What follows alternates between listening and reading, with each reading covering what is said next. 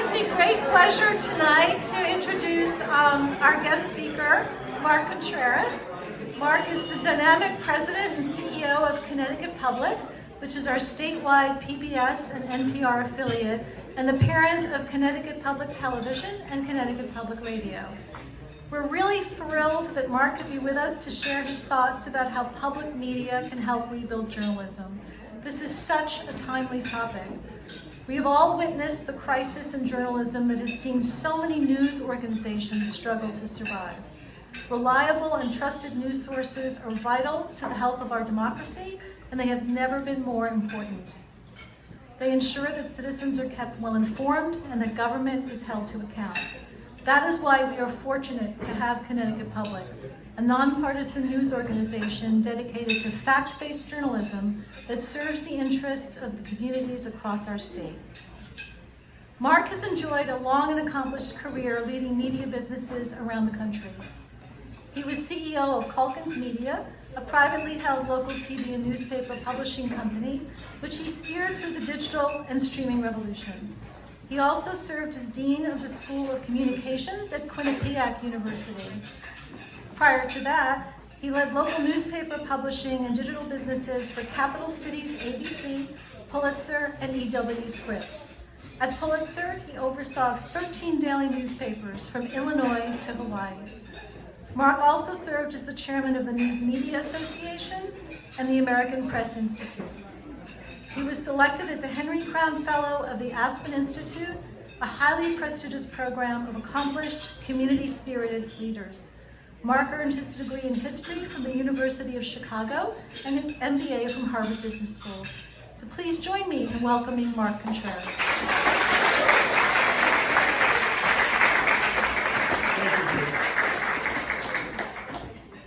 Thank you very much, Dr. Kamlani.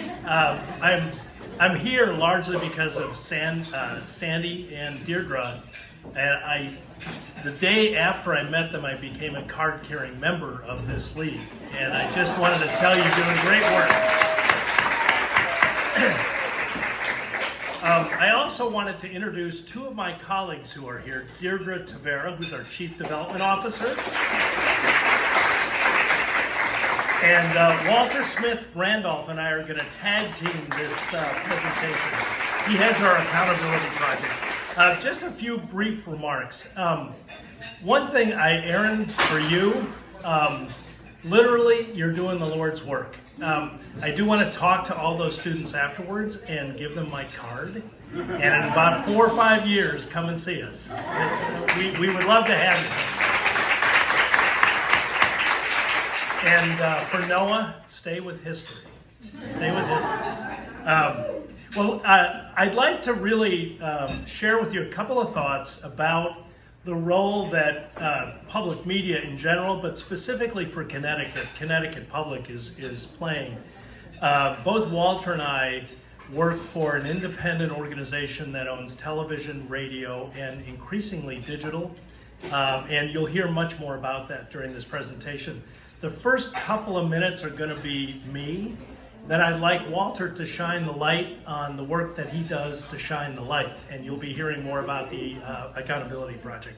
But let's jump in, and then I think at the end we'll have time for questions. So I mentioned, this is a slide. I grew up in the newspaper business for 35 years. I got into this business because of my love and the soulfulness of the mission of newspapers. And so if you look, in 2004, there were about 70,000 journalists employed by newspapers in the United States. By 2020, it was down 40,000, 30,000. And that's a slide that makes me very, very sad. In addition, if you looked at trust in government, and this is right in your sweet spot, it has not improved dramatically, really, since going back to the 1960s. And I have a suspicion, a hypothesis, that part of the reason for this is because of the diminution of local journalism. This is fascinating. So this measures in '94 kind of how the country was. On the left was people who kind of said, "Yeah, I'm a Democrat." On the right, I'm a Republican. And they were pretty close together, but watch what happened in '99 and watch what happens now. We're becoming much, much more polarized. And again, I'm not telling this room in particular anything that you don't already know. But we live in an age when getting to the center of debate, encouraging civil debate, is what will keep democracy going. And I believe that, and I'm not being hyperbolic about it. That's where your group and Connecticut Public can try to help. So this may be a little surprising to everybody. The very light blue are the number of public media journalists in radio, and the dark blue are the number of public media journalists in television. And unlike the first slide you saw, with 40,000 journalists going apart, we're growing. We're never going to be probably the central source of news, but at least we're funded by donations. So this is clear that people are voting where their hearts are. And over the last 9 years, about 1,150 positions have been added to public media newsrooms all over the country. This gives you a view, and it's very hard to see in the back, but at the very top is WBUR Boston, and the blue is radio, the yellow is television. And this lets you see where Connecticut Public is. That's about a year old. We have since added about 10 journalists to our staff, and we're going to keep going. So, and Walter and his group are 3 of them. I also wanted to cover a little bit of what's changing in our business. The day was when everybody would consume our radio content with you driving down 95. And I do have to make a little editorial note. If you start at 88.5 in Greenwich and you stay at 88.5 all the way up to Bridgeport, you can get us, because you'll hear about why. But 88.5, just remember that. But audio is becoming consumed online increasingly, and this is kind of a direction of where that's going. In addition, about 90 million households have a smart speaker, and those are just becoming ubiquitous as a way for people to consume our content. This is the most scary slide I think I've seen in about 2 years. This looks at, in the United States, how many households do not get television via cable or satellite at home, and it's now 44%. So whether you have, or your kids have, or your grandkids have cut the cord, that's what this means, that you are increasingly, the consumption of television is increasingly getting dispersed. And so for an organization like us, that means we have to be nimble, and we have to stay with that change and put our content on the platforms where people are. This, again, won't be terribly surprising. This is by age. Gen Z is at the top. So for those of you in high school, that's you. About 77% of you consume your media with streaming. And if you get to the baby boomers, and I'm a proud baby boomer for all of those in the room, 40% of us do streaming, and traditional media continues to be a powerful force. But you can see where the freight train's going. It's going at the top of the chart. So given these trends, what are we going to do to help local journalism in Connecticut, but particularly Fairfield County? And I'll say just a brief word about that. We've existed for 62 years. Our charter says we're supposed to serve the state of Connecticut. We have largely operated and focused on Hartford County and a little bit of New Haven. And yet a third of our population in the state lives in Fairfield County. And so our board about 2 years ago supported an effort to invest in our resources in Fairfield County. And with the support of lots of philanthropists, many of you in this room, we've been able to continue that. But I thought it would be better for you to kind of see our approach in a couple of slides. So we know, for example, that what Fairfield County residents want. We know that our members on the left value science, arts, investigative reports, etc. That same color is for our non-members, and you can see people basically want the same thing whether they're members of ours or not. And we can make this presentation available to you. I know it's a bit of an eye chart. And we also have to be aware of how they're consuming our content. So at the left is television, then computer and smartphone, etc. So as an organization like ours, we can't just beam signals over a television tower and a radio signal.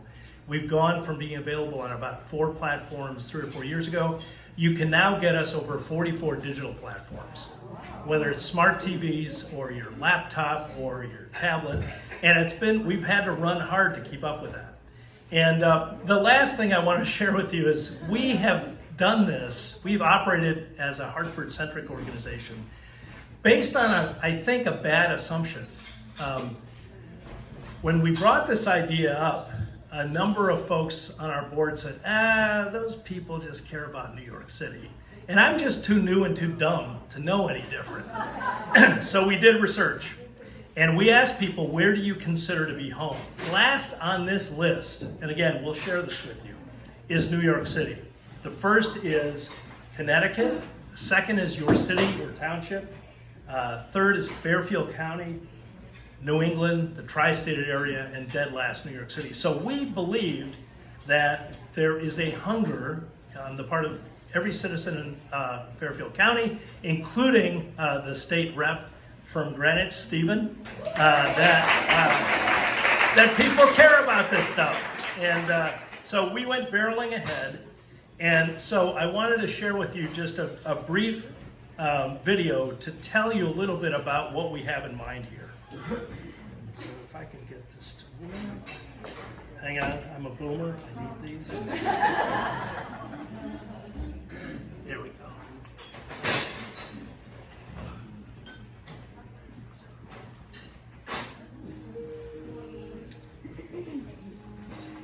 Fairfield County is a place of unique natural beauty with a long history and rich cultural diversity.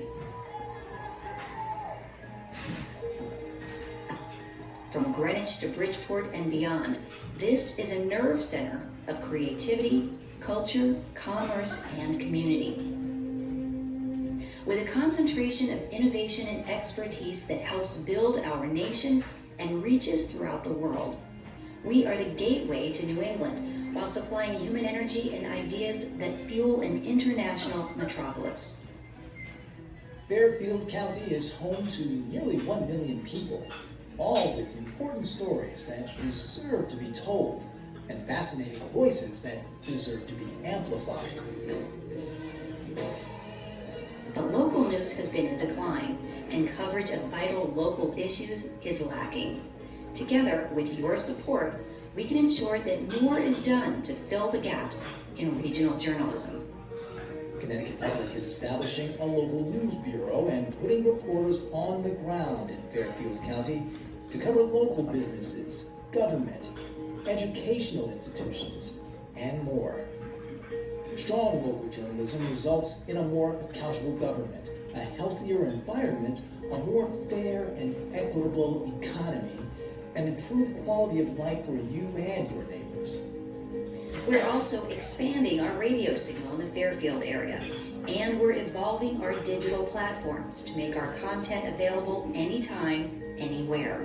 As Connecticut's statewide public media organization, Connecticut Public is proud to serve the residents of Fairfield County with original local productions, to deliver the best of PBS and NPR journalism and storytelling, and to make excellent PBS Kids educational programming available to every family in our state, on TV, over the air, online, and on mobile 24/7. When you help Connecticut Public achieve our mission, you are making a real difference. Your neighbors in Fairfield County will become better informed citizens, more aware of the issues and people that energize and impact this region. Local children and families will be better prepared for success in school and more inspired to participate in the cultural lives of their communities. And all residents of Fairfield County will be more connected to the vibrant towns, state, and world that they call home.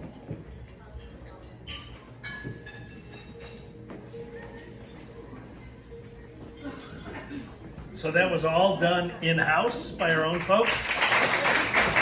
Thank you. Okay, so I wanted to add, to punctuate a little bit about what we're after. A couple years ago, we came up with the idea, Deirdre, Tavera, and I got our boots on and started traipsing around the state, and with this idea that what the state needs is more investigative journalism. So we raised $2 million in about a year or so. Deirdre is a wizard at all of this. And we then went out to try to attract the best talent available on the planet. We scored a grand slam in getting Walter Smith Randolph. And Walter, come on up. I want him to share a little bit about what his group has done. He's only been in the saddle since March. He also serves as the treasurer of the National Association of Black Journalists nationally, and he's unfortunately a proud Villanova graduate. But Walter has created this group and already has had a massive impact. So Walter, take it away, sir.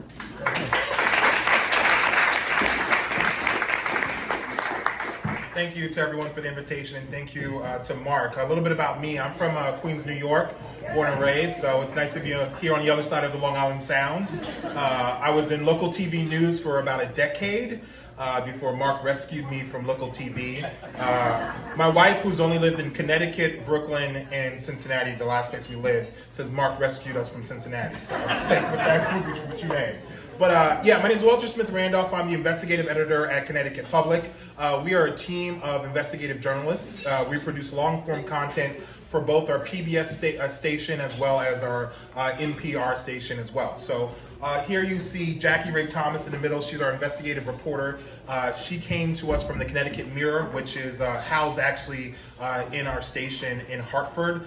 So she's been covering Connecticut housing and government for about 12 years. And then we also have Jim Hadadine. Jim is our data reporter who came to us from NBC 10 in Boston. So, I took math 3 times in college. So when I get numbers, I give them to Jim, and I say, please, just make a chart or something, and it always looks great. So, and we're growing. We also have interns, paid interns. So the folks who are writing those essays and doing 10 extracurricular activities, come see us. We have paid internships. And then also we're going to get a news fellow starting in January, thanks to the Scripps Howard Foundation and Arizona State University College of Journalism, as well as University of Maryland. So we usually have a team of about 4 or 5 of us that are digging up stories to tell on the radio and on TV as well. So how does a TAP story come together? We call ourselves TAP because we say what's on tap because we're the accountability project. So how does a story come together? What is investigative journalism? After working in local TV news for a decade and chasing, fires and ambulances and murders, I wanted to tell stories that actually made a difference. Stories that hold people accountable, stories that lead to policy change. I'm the type of reporter, I say if you see me coming, you probably run the other way. I'm not going to chase you, but I will send you a FOIA request probably. So what is investigative journalism? I like to say there's stories that are not Googleable, right? There's stories that you see on our website, or you hear on the radio, or you see on CPTV, and you try to Google it and you can't find it anywhere else because it's original reporting. It's enterprise reporting. It's stories that come from our community. We have a tip line. So if you have a story tip, email us at tips@ctpublic.org. We find those stories and we tell stories that haven't been told before. They really hold people accountable. They question authority. They make sure that taxpayer funding is spent well, that no one's, taking that extra money and pocketing it, and that they're making the right decisions. So we have daily news meeting with our WNPR newsroom so that we keep abreast of what's happening across Connecticut. Again, source-driven stories. So Jackie is always on the phone talking to a source. At least that's what she tells me when she doesn't answer my phone calls. So I gotta believe her. But as a reporter, I know you're always talking to sources. I might have met some sources in garages and been given a manila envelope. That's happened before. But that's how you get stories, right? And listener and viewer tips. Again, we like to have our ear to the ground and hear what's happening in your community. And so that's how we get our stories. From an idea to a story, again, finding sources, finding folks who are brave, who will go on record, who will tell their truth. A lot of times they've gone to other outlets and the other outlets haven't picked up their story. One of the stories that I just broke earlier this week is about a New London charter school whose executive director left his last school while under investigation. He had been found to have discriminated against some faculty, and he took over a new school and all these teachers kept leaving. And they said it was a toxic work environment. They told the state. The state put the school on probation. They went to the board of directors. The board of directors wouldn't do anything. They went to a paper out in New London, I won't say their name, protect the innocent, who would not tell their story. And so I told their story. I broke it on Tuesday, and the very next day, that paper was following our story. And so that's what we like to do. We like to tell stories. We like to be first. We like to get the scoop, of course, as people say. So you gotta build trust with sources, and so that takes a lot of time. And so I appreciate Mark and our executive editor, Eric, and Tim Rasmussen, our chief content officer, who give us the time, because it really takes time and it takes money to develop these sources and tell these great stories. We have to find documents. The Freedom of Information Act is something that we have across the country.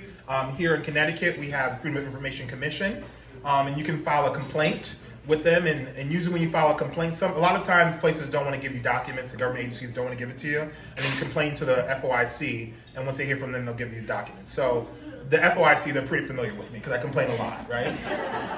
And then the best part about Connecticut Public is that we get to choose the best medium. When I worked in TV, every story had to be TV, right? You had to have some type of video. You know, a lot of times people, they don't want to go on camera, but they don't mind someone hearing their voice, right? Or their picture being taken. A lot of times when I would go interview people with a television station, I'd show up in a big satellite truck with a camera and a microphone, and I'd get out and someone goes, I didn't know this was going to be on TV. I'm like, you called the TV station. What did you think was going to happen, right? So the good thing about Connecticut Public is that we find the story and we figure out what's the best way to tell it. Because we can tell it on radio, we can tell it on television, or we can put it on the internet, Jackie, she comes from print, and so she's very long-winded, right? I'm TV, I'm shorter. Give me a minute 30, I can tell you a story. Jackie, she'll take all the time she can, right? And so I say, I don't care what you put on the internet, but on radio, it's got to be a certain length, right? So that's the benefit of working for a multi-platform organization. We can pick the medium. And then again, I told you, Jim is a wizard making digital graphics and editing stories. So what kind of stories have we done to date? We have only been up and running. I started last March 2021, and then Jackie and Jim came on July 2021. So we have really only been up producing stories for a year, and we really hit the ground running. Today we found out from the Connecticut Society of Professional Journalists that we won 6 awards. Thank you. I'm happy about that, but next year, Emmys and Murrows, that's what we really want, right? And Jackie wants to win a Pulitzer, and trust me, she's going to, right? And so what kind of stories have we done? Accountability. Again, Jackie, we did a story about air quality survey results. The state had put out an air quality survey to schools to see how their air quality was during COVID, right? And we found out that a lot of them had failing HVAC systems and didn't have the money to fix them. And when it comes to COVID and kids back in school, you really need to have great HVAC, right? And so we kept asking the governor, are you going to invest money into the schools to help them fix their HVAC? He says, no, we have enough money. They can figure it out. It's all on their own. The day after we published the story, he found $30 million overnight and invested it. And so that's the type of stories we want to tell, right? Another accountability story, you kind of know, we got some Husky fans in the building, do we? We do? That's unfortunate, I'm sorry, go Villanova. Welcome back to the Big East, though. But if you're a UConn fan, you know you've had 3 presidents in 2 years. And so we wanted to know why, what's happening, what's going on with the Board of Trustees. We found that they were, there was some backroom dealing, sometimes that happens with the Board of Trustees, but that's not what's supposed to be happening with a public university. So those are the type of stories we did as far as accountability. Fact checks. Last summer, we heard a lot about juvenile justice. If you've been following the General Assembly, we have new juvenile justice laws, and that was because last year there was an increase in car thefts. And it was largely blamed on teenagers. And so if you look at the data over 5 years, you'll see that, yes, car thefts did go up during COVID, but if you look over a 30-year span, you'll see that they're actually down. And so we did a fact check, telling people, giving people the context of the numbers, because a lot of times when you tell quick hit stories, you don't really get the context to see what's happening. And it became a political issue. So on July 23rd, or no, what month are we? June 23rd. June 23rd, we have an hour-long special on CPTV called Spotlight on Juvenile Justice, where we've interviewed Governor Lamont. We've also interviewed Bob Stefanowski, because it's really become a political issue. We have a roundtable of teenagers from Hartford talking about what do you need, what are you seeing in the streets, what do you think you need for success, because oftentimes when we talk about juvenile justice, we don't actually hear from the teenagers, right? And so we wanted to hear from the teenagers. We went up to the Connecticut Junior Republic in Litchfield County. When you have detention centers, right? And you send kids to these detention centers that sometimes look like a mini prison. Well, up in Litchfield County, that the Connecticut Junior Republic, it looks like a prep school, right? It looks like, my wife went to Choate, and I'm like, this looks better than Choate. You got to get in trouble to come here, right? It's like, it's kind of crazy. So we spotlight them to show the solutions that they're having. And you can only really do that when you are telling long form stories. So again, June 23rd, hour-long special, Spotlight on Juvenile Justice. That also led to a series in podcasts. The podcast is called Juveniles, Joyrides, and Justice. It's a 30-minute special where we talk to folks in New Britain, because if you follow me in the juvenile justice, you know that a jogger was killed by a teenager who stole a car and mowed him down while he was out jogging. And so we talked to the family of that jogger. We talked to the mother of the teenager. We found out he had been arrested about 3 times before, and so we were trying to find solutions and figure out what's going on. Our Back to School and Education series, we did a special deep dive into how folks were readjusting back to in-school classes last year, because after COVID, we found in Fairfield there was an issue with some immunocompromised families who they couldn't go back to school. And Connecticut does not have a statewide academy. They're now going to get a statewide academy after COVID, but we took a look at that. Uncovering the Tweed New Haven Airport. They have a new airline carrier, Avello. But what most folks didn't know is that there was a 43-year lease deal that was being shopped around. And so we uncovered that. Yeah, people are like, what? There's a 43-year lease deal? Yeah, they get a 43-year lease at the airport. That deal did go through, but we wanted to tell folks about what was happening. We also did a quid pro quo story. Does the name Casa Diamantis ring a bell in here? I know for some folks. So yeah, he's under FBI investigation. Well, a couple of months before that, Jackie started asking, well, why did his daughter get a job with the state? That doesn't, something's not adding, the math is not mathing, right? I told you I took math 3 times, but I knew it didn't add up, right? And so she uncovered that, and then what do you know, a couple months later, he's under FBI investigation. And then again, listener tips. We love a good listener tip. One of the stories we just did is about solar panels. Somebody called us up and said, what's going on with these solar panels? I inherit this house. I can't get the solar panels off. They're charging me these exorbitant fees. And so we found all these complaints with the state. The story I told you about in New London, that was also a listener tip as well. So again, we're always looking for good stories. So please email us, tips@ctpublic.org. So those are some of the type of stories that we do. Next up, I'm going to show you a little video that's going to be a kind of a mix of what we've done on television and also a little bit of what we've done on the radio as well. Oh, what did I do? See, it's not just boomers, it's millennials too. Let a boomer handle. Now, actually, I might need some help on this. I think we got a skate music? Yes. And then you go right down there.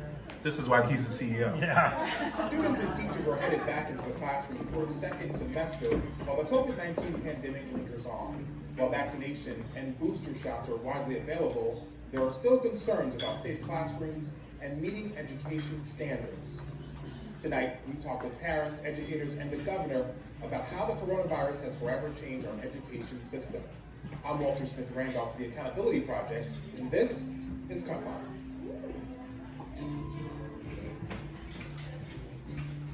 Thanks, Governor, for taking the time to sit down with us to talk about education during the pandemic.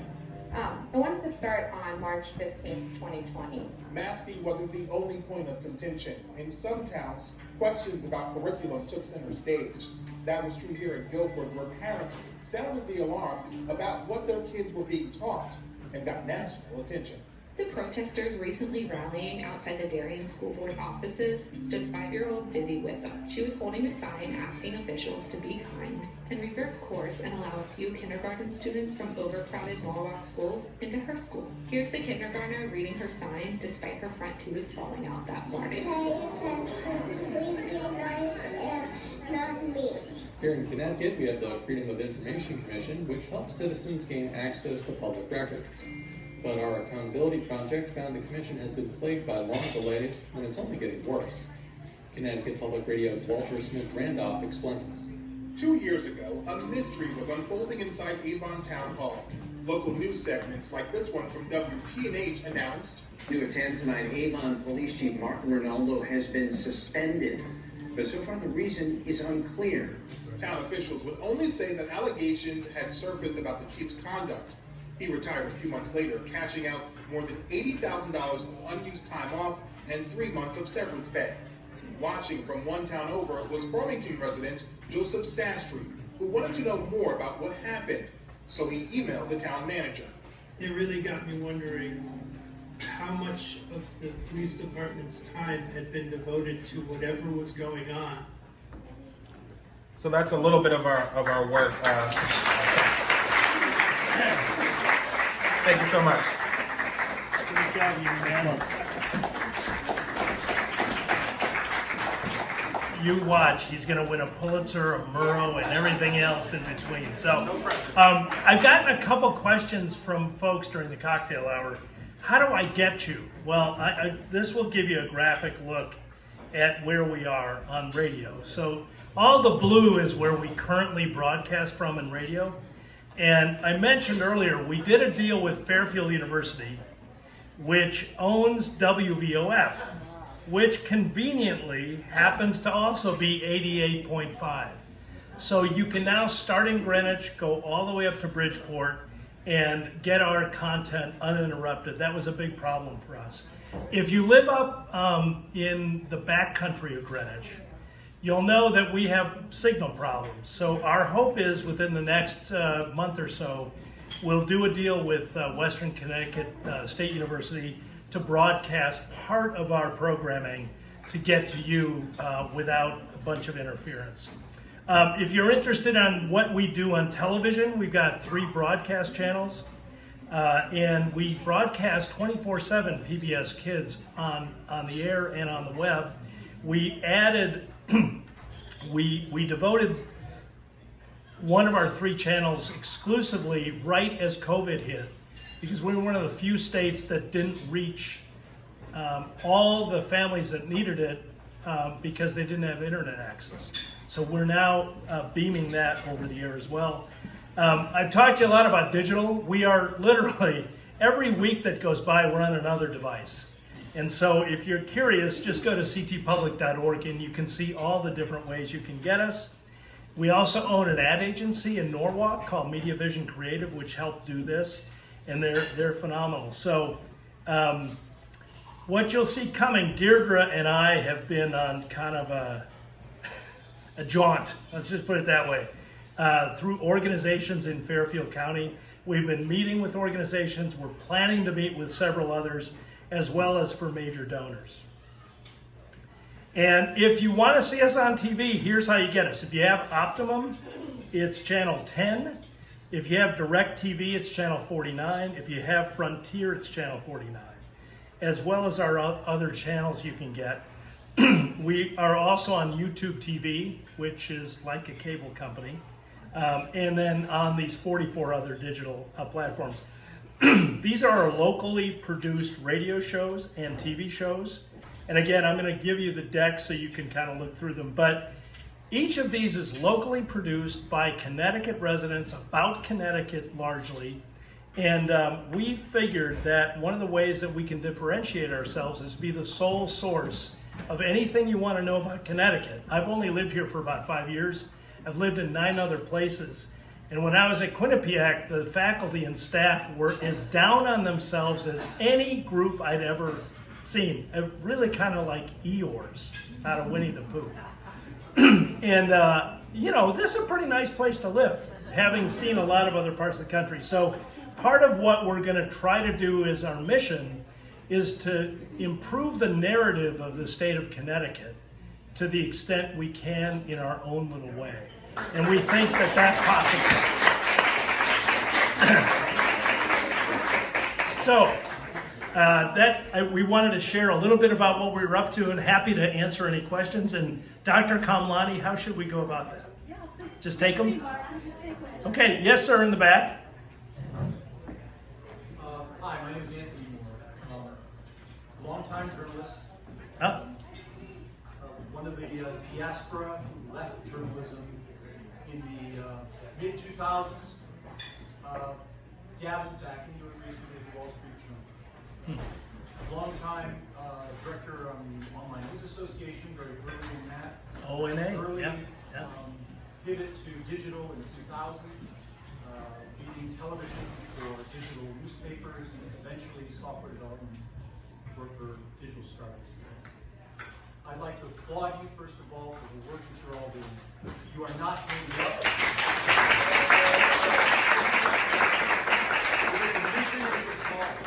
I told my wife when I met her in 1992, I said, this may be the most I ever earned.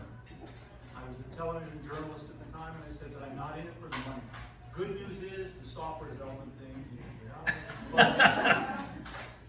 So first of all, the question I have is, when I was in my prime in television in San Francisco, I could guarantee an enormous audience with my microphone. I had the audience every night at 6 o'clock.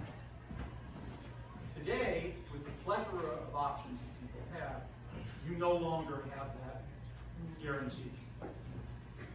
I'm wondering if in all the work that you've done, how successful you've been at kind of moving the needle on the demographic report. There's a lot of evidence that suggests that a median stays with the demographic until it passes it. How are you doing, first of all, in reaching audiences beyond your traditional audience, the graying audience that we see here tonight? Well, hey, come on, it's going to happen to everybody. No, thank you for the question. You have gray hair, have hair. Well, it's a great question, and congratulations on your transition. Walter and I we just can't quit it, so we're still at it. But your question is a really important one. So I've been fighting. I was a newspaper publisher in 1995.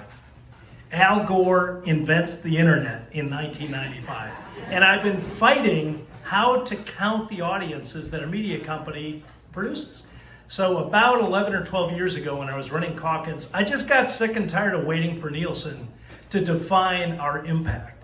So what we do at Connecticut Public, and we have it audited so it's kosher, is we take every eyeball and every ear on every platform and we measure it. So on that basis, we reach about almost 1.2 million people in an average week. And this April, compared to last April, we're up 17%. So, that answers your question, I hope. But if we waited on Nielsen to have the narrative told by Nielsen or ComScore or any of these big national aggregators, what they would measure is over the air. And guess what? Over the air is going down. We know it. But streaming is going up enough to more than make up for it. But you have to define your reality in a way that tells the truth. And we make sure it tells the truth because we get it audited every year. But for somebody like Walter and his folks, no journalist, and you're probably like this, you didn't get into this to reach fewer people, right? You got into it to reach more and more people. And so the folks who work at Connecticut Public know when they're hired, your work is going to be on radio, your work is going to be on TV, and it's going to be on digital. We don't define ourselves as radio or TV solely. Yes, they both have their place. Yes, our audiences are going to be there until they perish, me included. But in order to reach younger audiences, for the folks at the table, you're not sitting down at your TV at 6 o'clock, I'm guessing, Noah, are you? No. You're getting it on your cell phone or your iPad or something else. So that's, Anthony, that's why we're making such investments to make sure we get the word out. I wouldn't be a good journalist if I didn't have a quick follow-up. Next. And it's that the audiences today have already sorted major media by political slant, whether it is warranted or not. And I know from having worked at the Wall Street Journal most recently, the Journal was one of the most respected, it is the #1 respected national media on both sides of the aisle. How do you counter, or how are you working to kind of counter the reality that your audience probably skews left, and you really need to convene an audience, as you put it initially, that's somewhere in the center? Well, it's interesting. If you listen to Walter's stories, did you pick up any hint of something that was part of the national culture wars? No. And that is intentional. We think there's enough stories in Connecticut about Connecticut that, frankly, on a statewide basis are not partisan. So NPR and PBS do a good job of making sure that they handle those issues. But our major local task is to just follow the facts and stay assiduously purple. And I can tell you, there have been lots of times I've had to bite my tongue, but if we don't stay purple, we as an institution are going to die. So it's something that we all take very, very seriously. Yes, ma'am. Oh, Trevor. Hey. Yes, my name is Trevor Crow. I'm the Democratic candidate for District 36.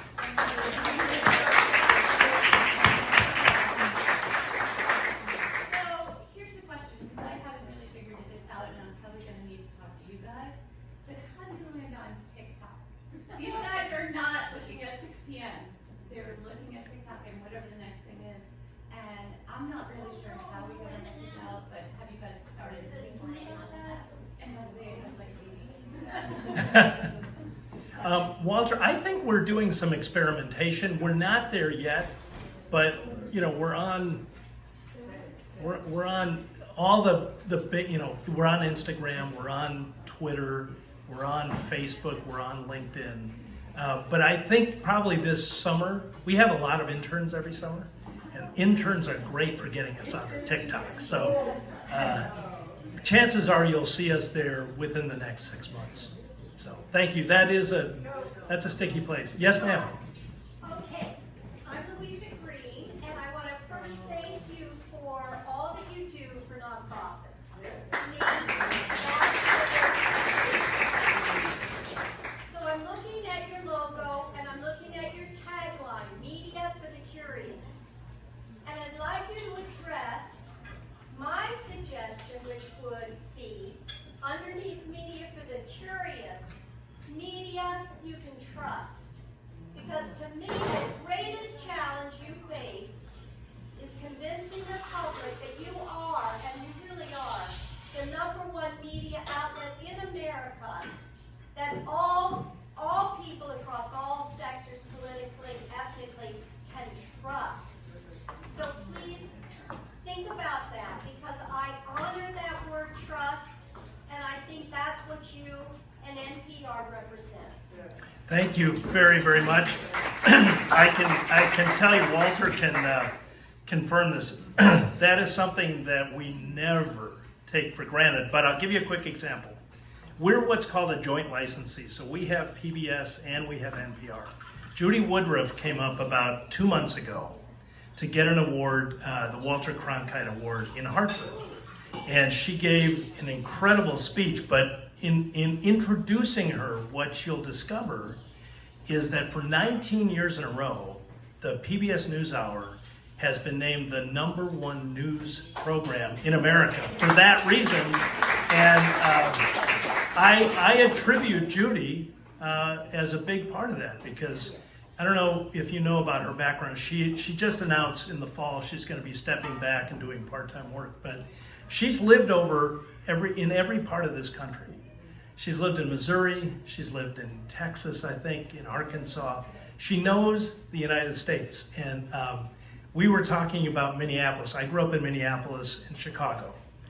And the Midwest, and I then lived in Kansas City and St. Louis and Cincinnati. The Midwest is not a racist part of the country. there are racists in that area, but it is generally, like most of America, a fair and decent country. So we kind of take that into our work with us every day. And I like your suggestion. When we get back, we'll talk about how to make trust part of the messaging. We do have a 2 or 3 minute video which literally speaks exactly to that, about how our journalists, are right down the middle. And Deirdre, we'll put that in the materials that we send so you can see it. It's really worth a watch. Interestingly, it's kicked off by Walter Smith Randall. So thank you for the question.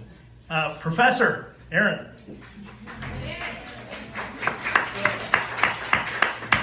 I'm going to switch hats with you for a second. If you came into the classroom, one of my tools that I try to use, if I'm using my civics classroom or whatever, is the ad contest media chart with the left-right spectrum, trustworthy. You've got NPR, and frankly ABC News, and a couple others at the top, and then you end up down with the multiple media reports. And I try to take a topic, whether it's healthcare or whatever, and have them see how each one presents. But if you were trying to sell to a classroom, a diverse classroom of students that are 15, 16, 17, before their brand identified, right? I still watch NBC Nightly News with Lester Holt because that's what my dad did. Yeah. But they're still free agents when it comes to that. They're not even into Coke or Pepsi. But how would you frame that for them, other than just giving them the panoply and avoid the accusations of bias? If you were to try to say, here's where to go for news, and how would you get them? And don't talk to me, talk to them. Well, I have a 31-year-old son, and I'm 60, and I can tell you I know very, very little in comparison to him and his news consumption. Let me just draft off of him a little bit. He's a rabid Twitter consumer of the Wall Street Journal, of the New York Times, of all shapes and sizes. By the way, I agree with the Wall Street Journal. It has gotten to be a great newspaper despite the editorial page, but we'll leave that aside. But it's a really good paper. So half of our audience doesn't like the yeah, and that's the point. yeah. Well, and so I would encourage a diversity of consumption across all media, across all sources, and let them make up their own minds. I mean, that's what we're trying to be able to do, is provide the facts and leave it to people to make up their own minds without any kind of slant and any kind of rant in the process. So I don't know if that's helpful, but that's what I would do if I were in your shoes. So, sorry, the State Representative Stephen.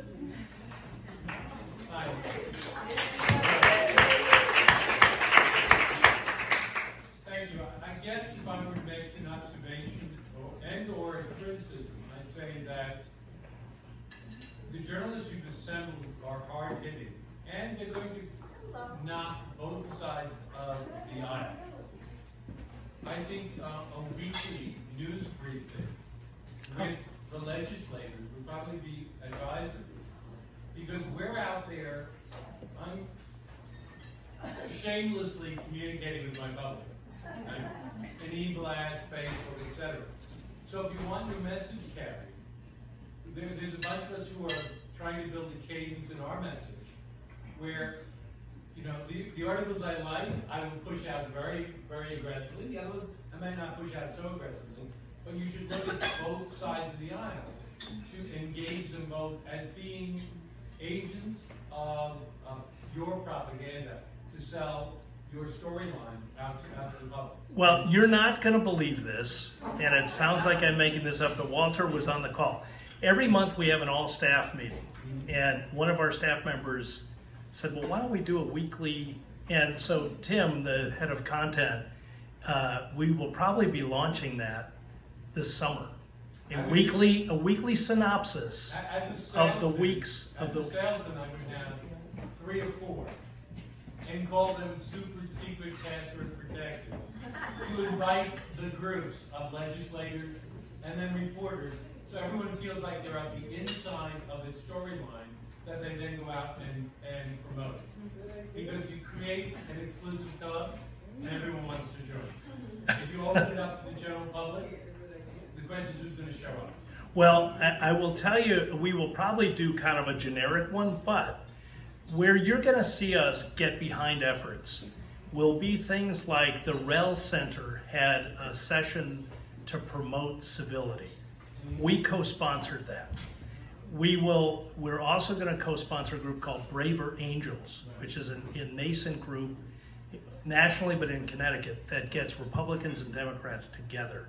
We're going to co-sponsor with the Stanford Library, Civility in America, and help cover those kinds of events. So we want to be the media that is Swiss, that's independent, that's nonpartisan. Oh, I don't need a partisan meeting. I'm saying you offer private briefing to the 151 representatives and 36 senators, and watch them all show up, and then promote your story.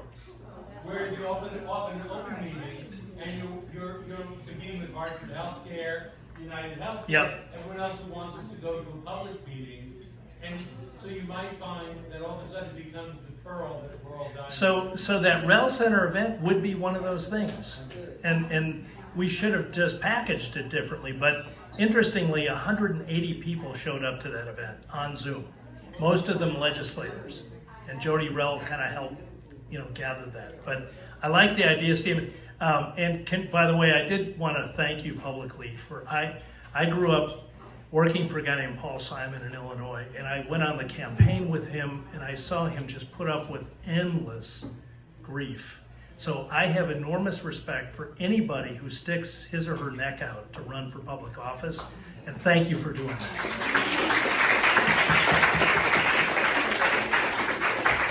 Yes, ma'am. Jennifer Dayton, Chair of Advocacy.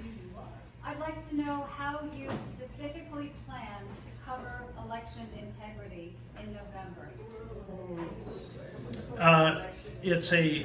It's a very good question, and I don't today have the answer for you, but I will. Question, please. How do we plan to cover election integrity in November?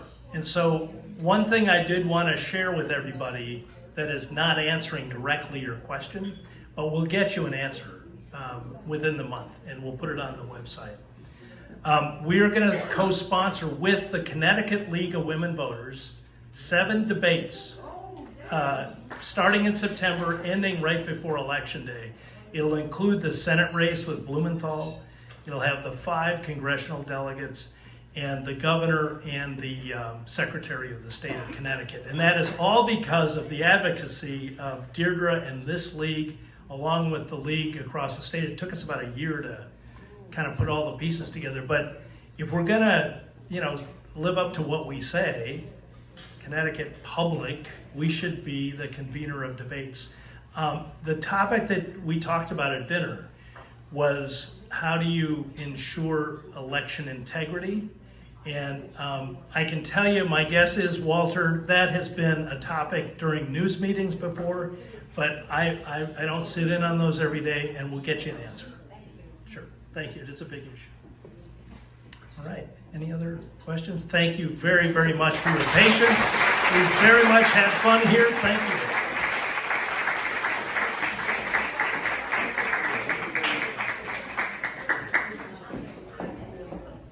Thank you so much, everyone, for coming. It was great to see you all, and we look forward to seeing you at our next event. And it was a great evening. And thank you so much to Mark and Walter for that incredible presentation. And thank you to